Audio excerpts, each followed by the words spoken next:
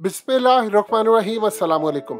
India ने पाकिस्तान पर missile मारा, हमने मिसाइल को तबाह कर दिया। अब देखिए, नंबर वन चीज ये होती है कि आप भारत पर मिसाइल दाग दें, क्योंकि ये छोटी बात नहीं थी कि आपने कहा गलती है और ये वो।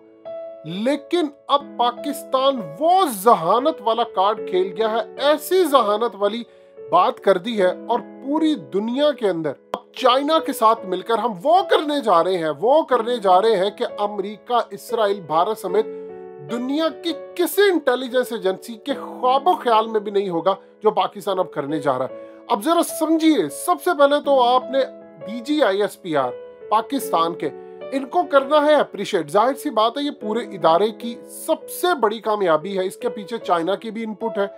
लेकिन जहानत देखिए, इंडिया ने मिसाइल मारा, 3 मिनट कुछ सेकंड हवा में रहा, हमने मिसाइल को उड़ा दिया, तबाह कर दिया। अब जाहिर सी बात है, पहला काम यह था कि हमें रिटेलिएट करना चाहिए था। लेकिन अब लार्जर पिक्चर क्या है? सम टाइम होता है कि आप छोटे लेवल का फायदा इग्नोर कर देते हैं, आप बड़े लेवल का फायदा देखते हैं। होना ये चाहिए कि आपकी जहाज जाते, आपका मिसाइल उनको मारता कि तुमने जंग शुरू किया, अगर इस पर न्यूक्लियर वार हेड होता तो क्या होता। इस वीडियो की अहम डिस्कशन चलती रहेगी, लेकिन इससे पहले आप वीडियो को लाइक करें, हकीकत टीवी को सब्सक्राइब कर लें और बेल आइकन पर जरूर क्लिक करें।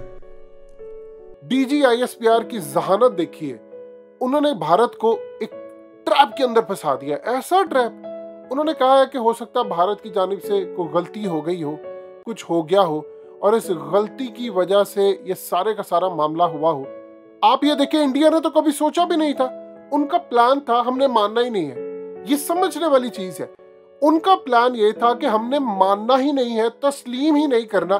DGISPR ने लुकमा दिया, जनरल बाबर ने लुकमा दिया और ये बात कह दी कि हो सकता है आपसे गलती हुई हो। आपने पहला छक्का ये मारा, भारत ने 24 घंटों में एडमिट कर लिया। अब ये था आपका ट्रैप जो इंडिया को आपने फंसाना था। और ये समझने वाली चीज है, इंडिया ने ये देखा कि पाकिस्तान के DGISPR ने हमें रास्ता दिखा दिया है। उन्होंने कह दिया जी हाँ, हमारी गलती हुई थी, एक्सीडेंशियल फॉल्ट था, ये था, वो था।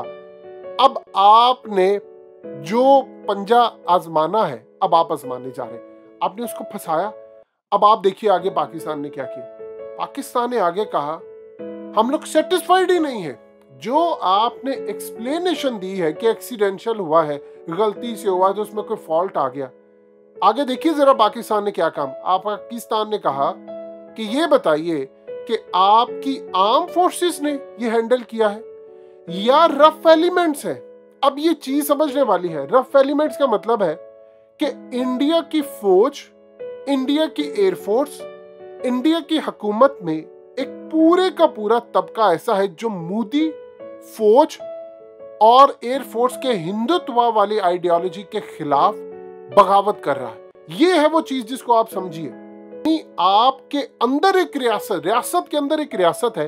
देखिए ये जो, समझिए इस बात को, कोई भी चीज फायर होना होती है, कोई मिसाइल है, कुछ है, उसकी प्रोग्रामिंग होती है। प्रोग्रामिंग के बाद उसकी अथॉरिटी होती है, फिर जाकर वो कहीं होता है। ऐसा नहीं है कि आप बैठे हुए हैं, आपका मिसाइल उड़कर चला जाए। पहले वो जाए साउथ इंडिया की तरफ, फिर वो मोड़ कर रुख पाकिस्तान की तरफ आए। आप देखें कि अब पाकिस्तान ने कहा है कि हमें ये बताएं, आपकी फौज के अंदर बगावत है, किसी ने किया है जानकर या आपने। अब भारत अगर ये जवाब देता है कि नहीं जी बगावत है, तो फिर तो सूरत हाल खराब। पाकिस्तान क्या करना चाह रहे हैं? भारत को फंसाना चाह रहा है कि आपके अंदर बगावत हुई है। उन्होंने मोदी के खिलाफ जाकर किया और कल को एटमी हमला भी कर सकते हैं, वो कुछ भी कर सकते हैं। अगर वो कहते हैं कि आपकी आर्म फोर्सेस ने किया है, तो फिर पाकिस्तान जो काम करने जा रहा है वो समझिए। पाकिस्तान ने कहा सेल्फ डिस्ट्रक्शन नहीं है, खुद से नहीं हुआ। या तो ये आपकी आर्म फोर्सेस ने किया, या आपके अंदर एक बगावत जन्म ले रही थी जिन्होंने अपने तौर पर किया है। अब उसके बाद पाकिस्तान ने कहा है हमें पूरी इस इवेंट की पूरी डिटेल चाहिए। आप ये बताइए कि अगर आप कहते हैं आपकी गलती है, आपने 72 घंटे के बाद, हमारी प्रेस कॉन्फ्रेंस के बाद क्यों हमें बताया कि ये गलती है?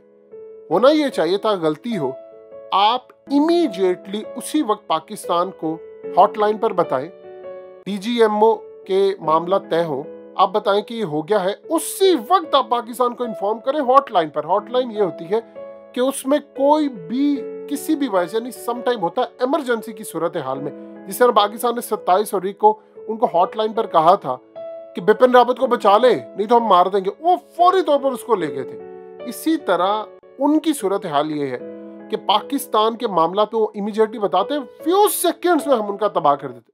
उन्होंने हमें नहीं बताया 72 घंटों के बाद।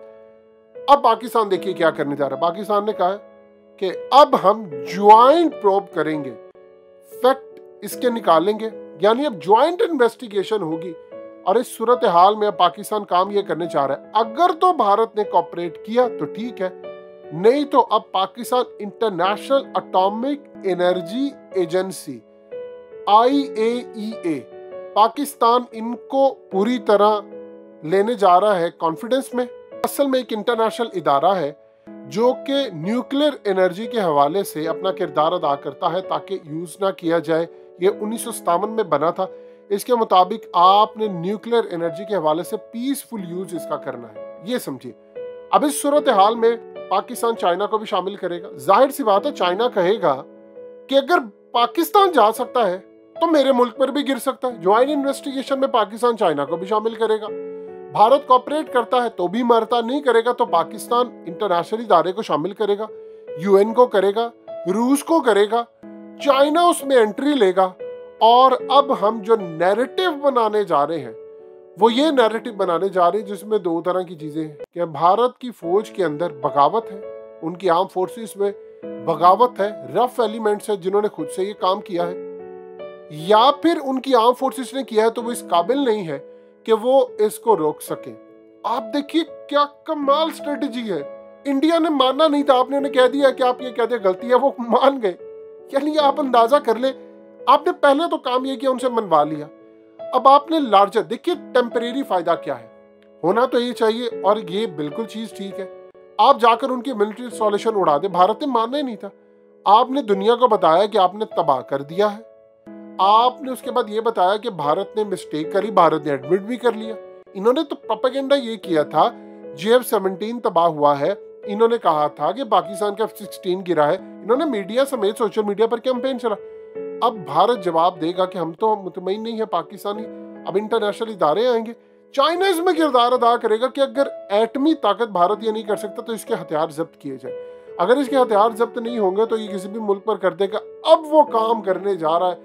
देखिए ये कुदरत की जानिब से काम होता है, मारा इन्होंने जानबूझकर है, लेकिन अब हम इसको जो यूज करने जा रहे हैं ये कमाल है। जहां पर दुनिया की सोचें खत्म होती है, पाकिस्तान चाइना की सोचें वहां से शुरू होती है। टेम्परेरी फायदा है कि आप मारे मिसाइल, और हकीकत टीवी ने भी डिमांड की, लेकिन लार्जर पिक्चर क्या है। जैसे अफगान तालिबान की जानिब से बाढ़ का मामला हुआ, DGISPR और फौज ने कमाल तरीके का हैंडल किया। उन्होंने कहा कि हम लार्जर फायदा देख रहे हैं। लार्जर फायदा क्या? अभी हम जाकर लड़ पड़े, कुछ एलिमेंट्स हैं वो लड़ाना चाह रहे हैं जो TTP के भी है। लार्जर फायदा ये है कि हम जंग नहीं चाहते, खत्ते में अमन चाहते हैं। आपको क्रेडिट बनता है जहां पर उनको दें।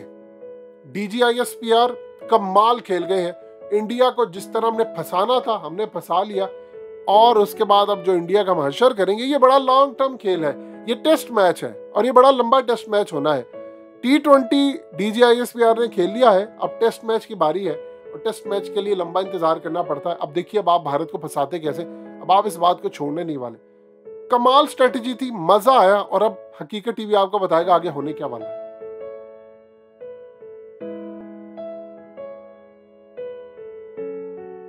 हकीकत टीवी को सब्सक्राइब करना मत भूलें, वीडियो को लाइक करें, शेयर करें और कमेंट सेक्शन में अपनी राय का इजहार जरूर करें।